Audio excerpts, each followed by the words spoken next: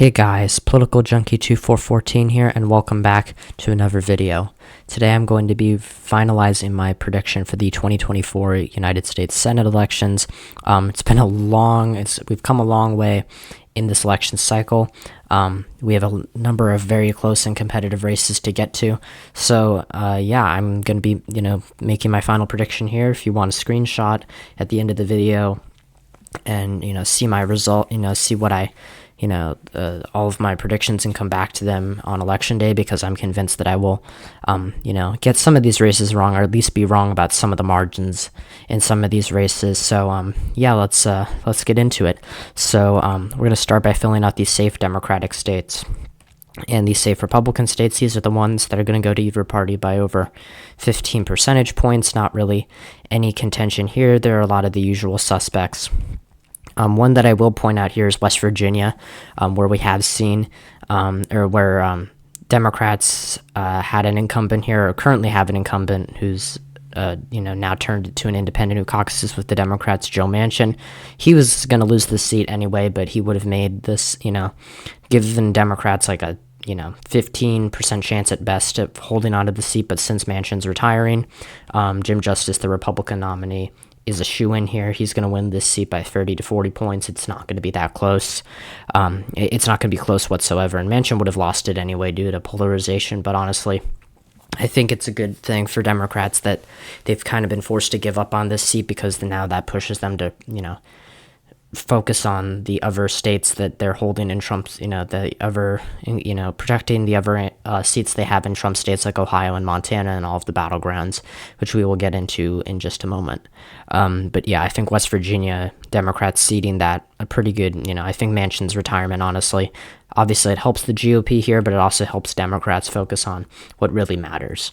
So that leaves us with 14 seats that are currently, or that are not filled in as safe states. Some of these are going to be hyper competitive, some of them are not. We're going to start off with the likely Democratic states. There are only a couple here. New Mexico and Virginia, I will categorize. These are two states where I'm pretty where I think the general consensus is Democrats are widely favored to win these seats. Martin Heinrich holds a significant lead in his race against Nella Domenici, and Tim Kaine is closing out strong against his Republican opponent Hung Cao. He's outrunning Harris. New Mexico, it's the results in the presidential and Senate races are more correlated, but in Virginia, it looks like Kaine's on track to win by around 11 or 10 or 12 points, perhaps a little bit lower, but or higher, but Kaine is a clear favorite here. The other likely Democratic state I want to get into is Maryland, where Angela Alsobrooks looks very, very likely to hold on to this seat that Ben Cardin is retiring from. Cardin's obviously the incumbent Democrat, and whoops, I clicked on the wrong polling average, but Republicans have made this race competitive because they have a stellar candidate in former Republican Governor Larry Hogan. Hogan has really tried to appeal, tried to replicate the success that he had in his governor's elections, in 2014 and 2022, or 2014 and 2018. But he, so far, like many former governors we have a history of Senate races where a governor who's from the opposite party of cross-party governors usually run, like a Democratic governor in Montana has run for Senate and lost despite having won his governor's race and having a pretty strong performance. And I think we're going to see a similar thing here, but it's kind of the inverse. Republicans are running their former governor who, does well on the local level, but you have to remember a Senate race is nationalized. It's, Hogan's definitely going to outperform Donald Trump by a lot, but again, Trump's going to lose the state by 25 to 30 points, if not more. I don't see how Hogan pulls it off. And so that kind of leads into my argument against, the argument for Republicans in Nebraska. Now, you might be wondering, why is Nebraska's, regular election so strong, or so, only a likely red state? Nebraska voted for Trump by 20 points. And that's true, but Deb Fischer, the incumbent Republican here, is in a very close race against Dan Osborne, who is, running, 10 with the support of most Democrats, a lot of, a lot of independents and most Republicans, and even Deb Fischer's own internal showed this race is pretty close. Her own internal has her up by 8 points. We've seen, we haven't had a lot of nonpartisan polling here, but, we've seen Survey USA, which is a nonpartisan poll, but this poll is sponsored by Osborne, show Osborne leading by 6. New York Times Siena, this is the only true nonpartisan poll we have besides YouGov, shows Fischer only up by 2 among likely voters. That's a concerning sign for her. But what we've seen here is that Osborne has really not gotten above 48% in a lot of these polls. I think that he can get to 45 or 46%. But at the end of the day, this is still Nebraska. It's still going to vote for Trump by at least 15 points on the presidential level. We have, a competitive House race in the 2nd district. We have Democrats likely to carry that also on the presidential level. And Fischer really did not take this race seriously. I mean, we do have a history of Republican incumbents, facing strong challenges from independent candidates. Take Evan McMullin, running against Republican Senator Mike Lee in Utah in 2022, or Greg Orman, putting up a strong challenge to Republican Senator Pat Roberts in Kansas in 2014. But Deb Fischer really has scared the GOP, and even in some of their, internal memos, like the Senate Leadership Fund, which has a lot of ties to Mitch McConnell, and is focused on Republicans winning back the Senate, they said that, they've gotten worried about this race. So I think, and also Republicans, or, some of the nonpartisan, election handicappers like the Cook Political Report and Sabato's Crystal Ball have moved this race down to lean. But I think that this race is going to be a little bit more solid for the GOP than we're expecting. Fischer's going to win because of the rural areas, but she's going to lose a lot of ground in Omaha. And overall, if Osborne can put up a really strong performance here, that could send a message, to independent candidates in other, parts of the country who may feel emboldened by his, that race and think that they might have a chance. Now, then we're going to go to Missouri. Josh Hawley is the odds-on favorite to win re-election. This is, this has been a very quiet race. I think Hawley's going to underperform Trump in the St. Louis and Kansas City suburbs. I think he's drawn, he's going to lose a lot of swing voters and suburban voters because of his reputation, because of his role in trying to overturn the 2020 election results. But Lucas Coons is still the Democrat running in a red state. Hawley beat, Claire McCaskill, the former Democratic senator here. Hawley's likely to win by, 10 to 12 points here. It's safe by probability, but likely by margin. So, I would not be surprised if this race got a little bit closer. But overall, Hawley is very much a heavy favorite here still in nonpartisan polling. Every sort of, indicator, even Kuntz's own internals show a semi-close race, but still a very good result, still a Hawley win, which is what's to be expected here. Then we're going to go to the state of Florida. Florida, there's been some hype about Democrats potentially beating Rick Scott. They have a pretty good candidate in Debbie Mercarsel Powell, who's a former congresswoman from Miami, but she lost her, House district in 2020 when she was running for re-election. And Scott overall has a history of winning very narrow races, but he is a prolific fundraiser. He's, he knocked off a Democratic incumbent in 2018, and the early voting data for Democrats in Florida has just been abysmal. They're losing Miami-Dade County again for the second time in a row, according to early voting data. I don't think it's going to be nearly as bad of a result for Democrats as 2022 was. It's a presidential year. Harris is going to put up a relatively strong performance in Florida compared to what we saw from Democrats 2 years ago. But, Florida is still a right-trending state here. Don't buy the hype from, the MSNBC or, a lot of the left-wing podcasts that say that Florida's is in play for Democrats. It's really not. They do have an abortion referendum on the ballot. They do have legal or recreational cannabis ballot measure, on the ballot. But overall, that does not necessarily mean that Rick Scott's going to lose. It could be close. I think it will be pretty close. I think he'll underperform Trump by a point or two, but I still think he wins by 5 or 6 points. So then that brings us down to our 8 competitive states. These are the ones that you're really going to want to watch tomorrow night and in the coming days, because especially for some of these states out west like Nevada and Arizona, we might not be getting results here for a while. There are a lot of mail-in ballots in these 2 states, and it's taken in 2022. The Senate and governor's races here took several days to call on both.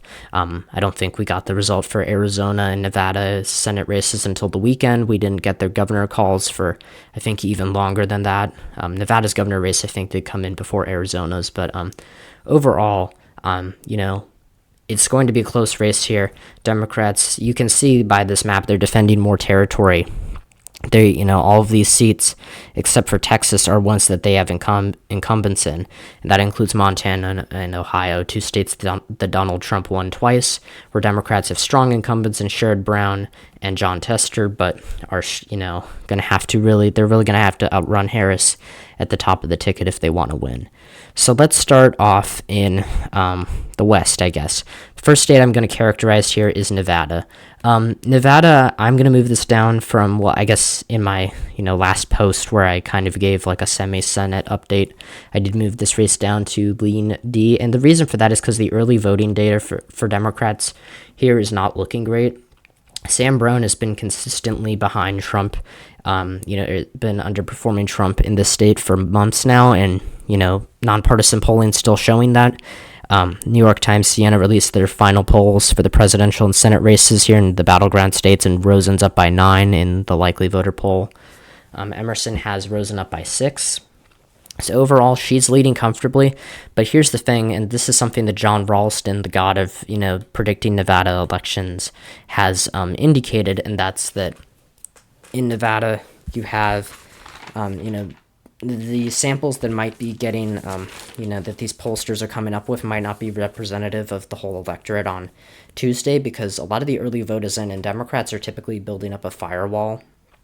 In Clark County and in Nevada statewide, they're still down by 4 points. Now, what I will say is that in 2022, Catherine Cortez Masto won her re-election bid in an R+2 electorate, and we have to see how the mail-in ballots here come in. So far, Democrats are expected to win that batch of mail-in ballots, but overall, it's still a very close race. And Trump looks. I really couldn't tell you who I think is going to win Nevada on the presidential level. Rosen, I am going to put her as the favorite. I think even if Republicans maintain, a pretty strong lead here in Nevada in early voting, we're just talking about, partisan electorate here. Independents are going to split, probably are going to vote for Kamala Harris most likely. The margin does matter in terms, of whether she or Trump wins the state, but I think Rosen's going to win independents by, say, 7 or 8 points, and I think that that's, going to be enough, and she's going to win off some Republican voters here, so I think that overall she's going to overperform Harris. She could win this by a likely margin, but I want to be more cautious here because of the early vote data. Obviously, John Ralston's not put out his final prediction yet. I am kind of waiting on my presidential prediction so that I can, because that's the race that I think is really, I'm really uncertain about for, who's going to win it. But the Senate race has stayed solid for Democrats. We've seen some narrowing up. We saw Republicans shift a bunch of money from the Montana Senate race, which we'll talk about in just a minute, and put it into ad buys in Nevada because they were encouraged by the early vote data. So I think this race is finally starting to narrow for Rosen, and Nevada is a very polarized state. So I don't think the ticket split between her and Harris will be as large as some polls are saying it will be, but still, this is, stayed strong for Harris. I think it's still going to stay strong. Speaking of Montana, I am still keeping this with the Republicans. I think that Jon Tester is a phenomenal candidate for the Democrats. He really is. He's stayed strong. The fact that he chose to run for re-election has given them a fighting chance at keeping the Senate, and and by the way, if Donald Trump wins the presidency, Republicans, already have the majority because J.D. Vance would, Vice President J.D. Vance would break the tie. But if Democrats hold the presidency, Republicans still need one more seat to win it, regardless of what happens in the White House race. But either way, Tim Sheehy has maintained his lead against Jon Tester since June. It has been, pretty strong. But we have seen Tester haul in a large, I think he raised like $30 million in the last quarter, and Montana has a small media market. So overall, like, he has like a $70 million advantage over, I was about to say Matt Rosendale over Tim Sheehy in this race, or $60 million. I'm looking at my notes now. I got some notes so that I could like stay organized with some of this. Tester has won in a presidential race or presidential year before, but that was in 2012. And you have to remember something about 2012. Joe Manchin was winning in West Virginia by like 20 points when Barack Obama was losing the state by 20 points. And there was a lot more ticket splitting going on here. Republicans won, this seat in Nevada while Barack Obama was winning the state. So there was more ticket splitting back in 2012. But the argument Democrats are making is that Tester won in 2012 despite being down in the polls, and they're kind of making the argument for that now. I wouldn't count Tester out. I am more confident in his chances just slightly than I was a couple of weeks ago. But overall, this race has really solidified for the Republicans. I'm pretty confident in Tim Sheehy being the candidate to win here. He's had some slip ups. There's that he has made some inflammatory comments about Native Americans in the state, which could, drive some of them to turn out. But again, you're going to have a more Republican electorate than you had in 2018. And Tester only outran the House, the the Democratic nominee for the at-large congressional district in 2018. He only outran that candidate by like 7 points. And Donald Trump's going to win the state by upwards of 15 points. So if Tester wants to hold on, Montana's a small state, which means that the quantity of ticket splitting, of crossover voters that Tester needs is not as large. But again, Sheehy, Republicans have projected confidence here. They've moved some of their ad buys here to other states to expand the map, which we'll see on Tuesday whether that was a smart move or if that was a sign of complacency, and that gives Tester an opening in these final days, in the final 24 hours. But overall, Montana is a state that's very strong. The Democrats have an exceptionally strong candidate herein. Tester's distanced himself from Harris, and he's really, spent the last year, trying to remind voters that he's a very moderate Democrat and he's separated from the national brand. I think he's done all he could, but Sheehy avoided a bruising primary with Matt Rosendale, and he's locked up GOP support. And while Emerson's final poll does show this race might be a little bit closer than people are expecting, I wouldn't be surprised if Sheehy won by a likely margin. So overall, I'm pretty confident that the Republicans are going to take Montana. Democrats, though, I'm very confident are going to take Arizona. I'm moving this down just because I think the data has shown this race narrowing a little bit, but Ruben Gallego is still very much in the driver's seat. Kari Lake has just really shot herself in the foot. I mean, in 2022, she lost by just, less than a percentage point, and that was against Katie Hobbs, who, granted, was a better candidate than people are saying. She was a statewide elected official, but she didn't really campaign, and Lake has since has since refused to concede the results of her election. She's tried to kind of walk back her rhetoric and try to be a little bit more, come across as a little bit more moderate. I think the border issue in Arizona is really helping Republicans, especially on the presidential level. But if you look at the same polls that are showing Trump with the lead over Harris in Arizona, I mean, we're seeing a massive ticket split. New York Times Siena shows Trump up by 4. Gallego's up by 5 in that same poll. Emerson shows Gallego up by 5 on the same ballot that they have Trump up by 2. So overall, a massive ticket split here. I don't know if that's going to exactly, the magnitude of that ticket split's going to be as large as the polls are saying, but I think Gallego wins by just under 5 points here. He has a massive fundraising advantage. He's effectively attracted moderate McCain Republicans. Lake's just really, I think damaged her reputation after the 2022 cycle, and the MAGA brand into Arizona is just toxic. It's really toxic, and I think Gallego's, really going to benefit, and he's going to, be the, star win for Democrats here. So I think Arizona's Senate race looking very good for them. Could be a likely race, just like Montana could be a likely R race, but going to be, conservative here, haha, and put it in the lean D column. Now, Texas, this race has gotten a lot of attention recently. Colin Allred has closed the gap with Ted Cruz If you look at some recent polls like New York Times Siena, they have Cruz up by 4 in the same poll that they have Trump up by 10. So, and in Emerson, you see Trump up by 7, while Cruz is only up by 1. So there seems to be a pretty large gap between Ted Cruz and Donald Trump here in this state. I don't think it's going to be that large, but Allred is almost caught up to Cruz's fundraising advantage. He did that largely without any national assistance.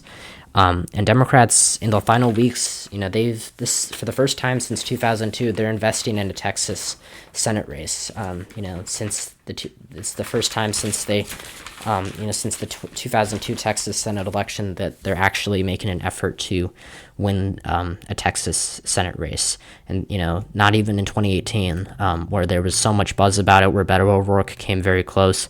But I still think Texas is just still a very hard nut for Democrats to crack.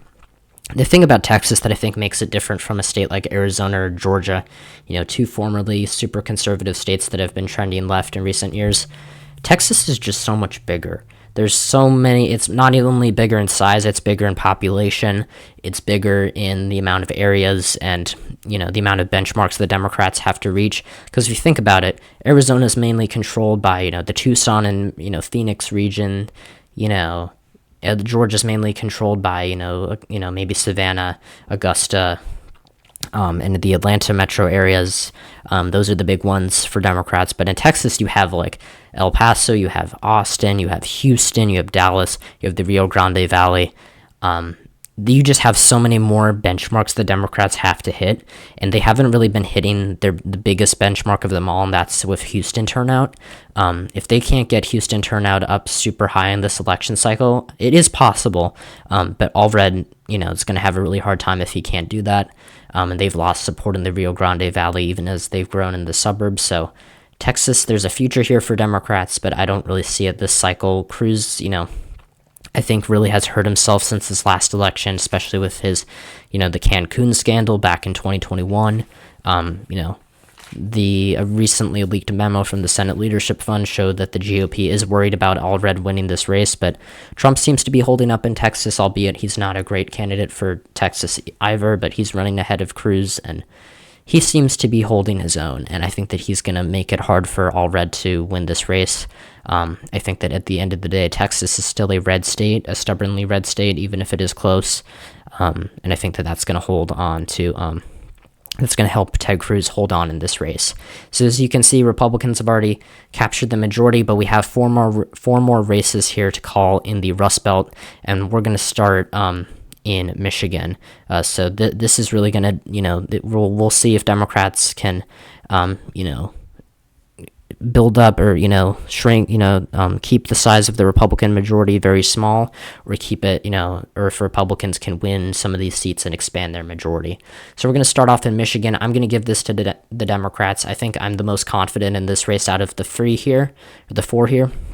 Elisa Slotkin, has really, I think the interesting thing about this Senate race is that you haven't really seen as much movement towards either side like you might have before. Like Texas has, in the last couple of months, shifted pretty clearly towards Democrats. Wisconsin and Pennsylvania and Montana have really shifted towards Republicans.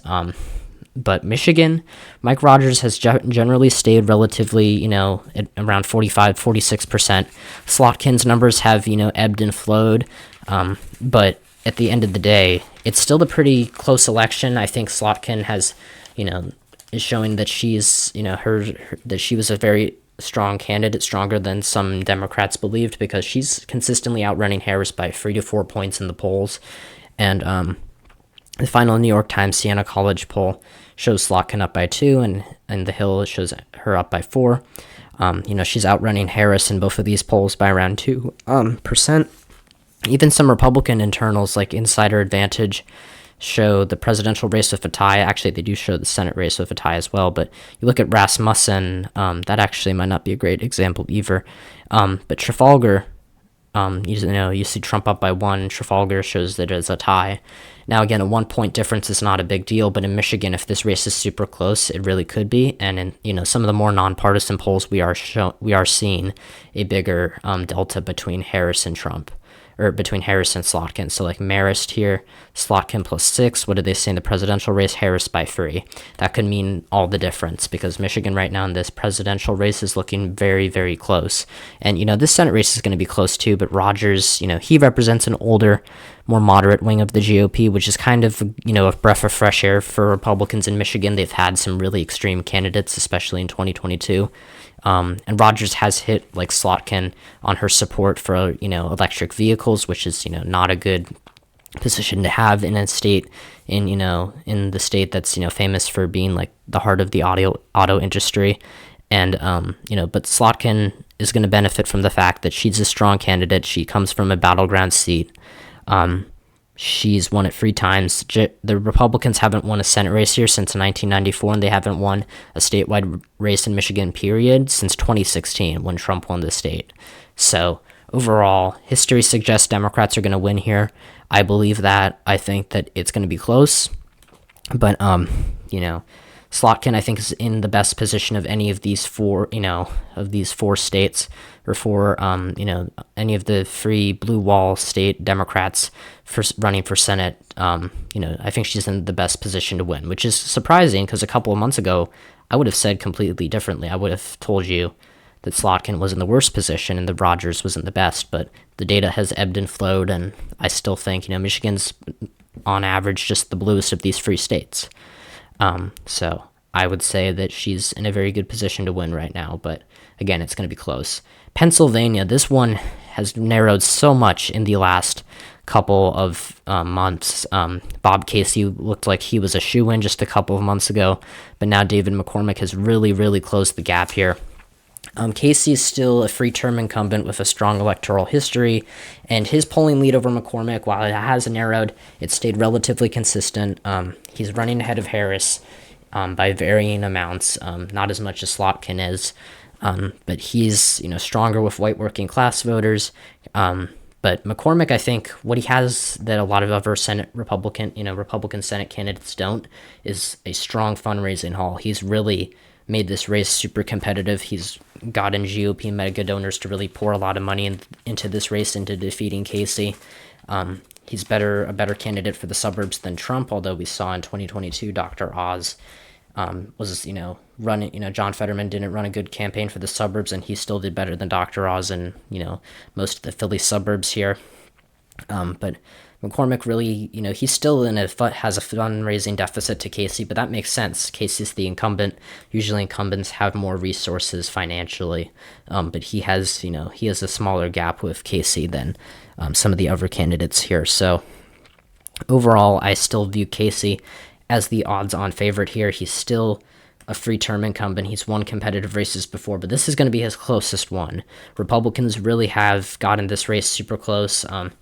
New York Times, Siena showed a tie between Trump and Harris in the state, and they showed Casey up by 5. And keep in mind, they got the 2022 Senate race dead on. They said that Fetterman was going to win by 5.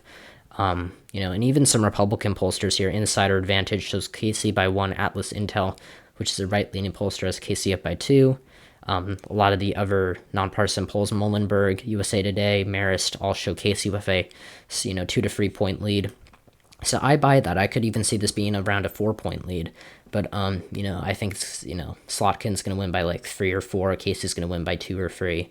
But I think that he's in a closer race than he thinks. He's tried to, he's put an ad out that shows that he's kind of aligning himself with Trump, because I think that that's a sign that he's not confident Harris is really going to win the state. We'll get into that in my final prediction and what I think. But, Casey definitely going to outrun Harris, and I think that it's going to be by enough. I think McCormick is doing really well, though. A lot better than I ever would have thought he would. Then we get to Wisconsin, and Wisconsin in my last full video was a lean Democratic state. I did move it down to tilt in my most recent community post about the Senate. I'm going to move it back up to lean. Tammy Baldwin, I think, has kind of rebounded a little bit here in the final days of the campaign. Albeit very narrowly.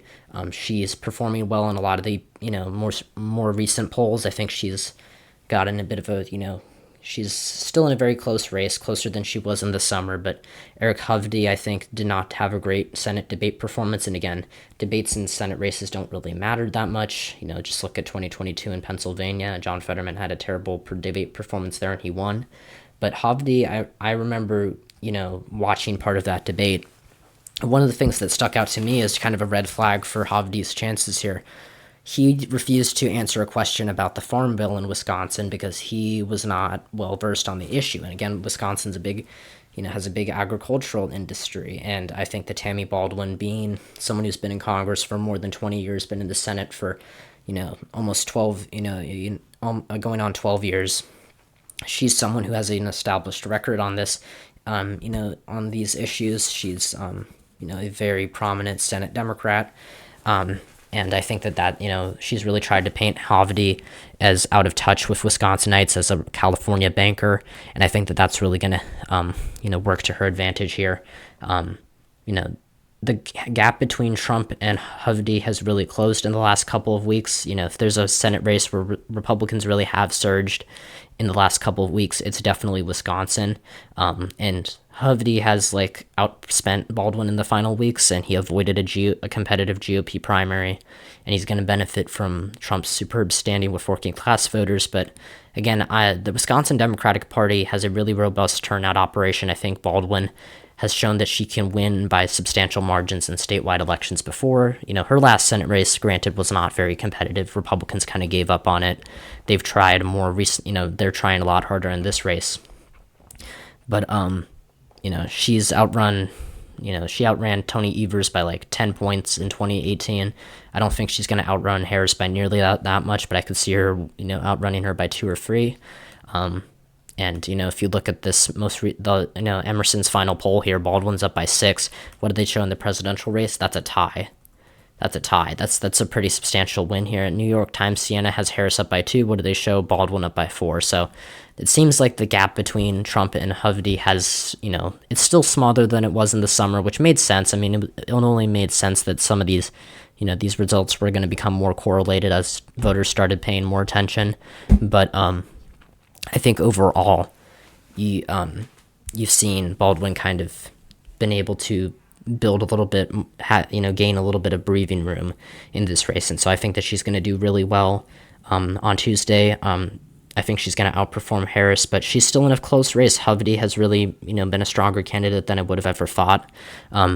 I think the Republicans, this is their best shot out of, besides Montana and Ohio, to gain a Senate seat. I'm not including West Virginia because that's, a guaranteed pickup. But Wisconsin, right now I'd give Baldwin an edge of 2 points, but again, that's not a lot. Hovde could definitely come back and win this. And then we go on to our final race here in Ohio, and I'm really conflicted here. I really don't know how I'm going to put it. I actually did not see this final Emerson poll from this final Emerson poll that shows Moreno up by 3. This is the first time he's taken the lead in RCP's polling average. But Trafalgar does have Sherrod Brown up, and again, they said J.D. Vance was going to win his Senate race by 5 points or 10 points in 2022. He only won it by 6. A lot of Republicans are comparing Moreno closing the gap with Brown to J.D. Vance overtaking Tim Ryan in 2022. And overall, I get that. I understand the comparison. Brown has definitely lost ground here, but he could be in a much worse position. I figured that these polls in October were going to show similar results to what they're showing in Montana. I thought that Brown was going to be consistently down here. But honestly, this race is really close. Brown definitely has a much better chance at winning here than Jon Tester does, but Trump's likely to win the state by 7 to 8 points. And again, that's a massive ticket split for Brown, in the modern presidential era. In the last, 2 presidential election cycles, there's only been one Senate race where the presidential and Senate race results, differed, and that was Susan Collins in the state of Maine. Brown is a really strong candidate. He's going to outrun Harris by a good amount here. And Democrats have, that Sulzer poll from Iowa did show the Democrats, or indicated that they were doing better with, voters in the Midwest. But Brown, again, He was at 50% in some of these more recent, in some of these older polls from September and October. And he's been hovering around 46, 47, 48%. And Moreno's kind of stayed consistent. I think voters are coming home for him. And I think that, honestly, I'm going to give it to the Republicans right now. I think that Bernie Moreno, not a good candidate. He had a very, very bruising. It was a very, very. He had a terrible, situation coming out of the primary. He was the worst candidate out of that bunch of candidates. Brown is outraising him by $70 million, and this race has really kind of stayed stagnant, much like Michigan generally. I mean, yeah, Brown had a much larger lead in some of these polls, but I think the general consensus hasn't really changed here. Brown has won 3 competitive races here before, and the same polls that have Trump winning are showing Moreno up. In fact, let's see what this Emerson poll shows. Trump up by 12. Yeah, I mean, it's a very, very close race, but I'm going to go with partisanship here. I think that Republicans just win it based on math. I think it's easier to draw a map for Moreno than for Brown. I think that Brown's going to really have to outperform Harris in a lot of these working class areas, which again isn't impossible, but it's very, very difficult in a presidential year. And Republicans didn't really go after him that much, 6 years ago because they had a lackluster Republican candidate. But they still, came within 7 points of winning, which sounds like a lot for the Democrats, but the polls were showing Brown was supposed to win by 11. So I think that overall, what we've seen here is Ohio's polls have gotten better. I trust them more, because 2022 showed that they have kind of adjusted for their pro-Democrat bias. But at the end of the day, partisanship I think is going to win out here, and Bernie Moreno is going to be elected senator from the state of Ohio. But this is the race I'm kind of the most concerned about, or the race that I'm the most unsure about. It's the closest race in the nation. So in my final Senate prediction, I'm going to call it Republicans retake the Senate. They take control of this map, and Democrats win the majority of Senate races: Wisconsin, Michigan, Pennsylvania, Nevada, Arizona. But Republicans hold on, in Texas and Florida and Nebraska, and they flip seats in West Virginia, Montana, and Ohio, and they just win based on the Trump states, And I think that the Republicans have really had a much better game. They've had a much better, operation and rationale in this cycle compared to 2022. They're really, hedging their bets. They're trying to just win the states that they need because they know this map is so much easier for them than it was in 2022, and they put up terrible candidates 2 years ago. And I think that they've really done Steve Daines, the head of the NRSC, has really done a great job at avoiding competitive primaries in these races. I think some of the candidates here are pretty good for Republicans. Some of them are, not so great, like Kari Lake in Arizona. And I think Bernie Moreno is a pretty bad candidate in Ohio. But overall, I mean, star recruits in Maryland, in Montana, in Pennsylvania and Michigan, Wisconsin, so-so. And I think that overall their ground game operation here has just been, look, we need to focus on the states that really matter. We don't want to get fancy here and, reach for a massive majority. We don't need that. We just need a couple of these states. And I think that at the end of the day, that's going to pay off for them. I could be wrong in Ohio. I could be wrong in Montana or Texas or a lot of these battleground states. But I think overall, I'm pretty confident in all of my predictions here except for Ohio. That's the one that I really don't know how it's going to go. And I think we'll find that Ohio out pretty soon tomorrow night. I think they tend to report their results earlier. So yeah, Republicans gain 3 seats, 52, Democrats at 48, but still a very good result for them given how many seats they had to defend. And it puts them in a position where they could potentially win the Senate majority back in 2026, depending on the national environment. So thank you all so much for watching. I apologize for this video being so long again. It always seems to be 40 minutes with these Senate videos, but thank you all for the, incredible support you've provided my channel with over the past 2 years. I'm really grateful to you all. I want to know what you think. Do you think Republicans are going to win the Senate? Do you think I'm going to be wrong about some of these races like Ohio or Pennsylvania or Wisconsin or even Texas? Let me know what you think in the comments down below. It's going to be very interesting to watch, these races pan out on election night. And if you enjoyed the video, hit the like button, subscribe to the channel if you haven't already, share this video with someone who you think would enjoy it. And thank you all for your support, and I'll see you guys next time when I talk about all things politics. See ya.